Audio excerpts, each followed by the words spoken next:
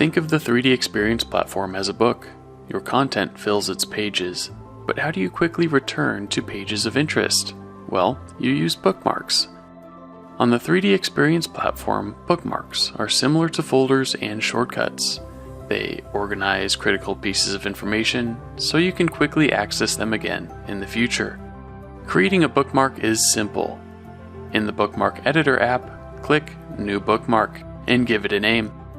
Create bookmarks inside of other bookmarks to create an organized structure that makes it easier for you to collaborate with other stakeholders.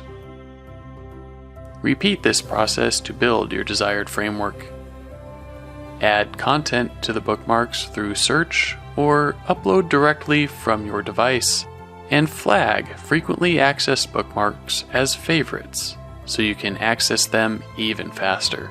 Bookmarks also provide access to additional tools, lifecycle actions, and collaboration features to make it easy to perform common tasks.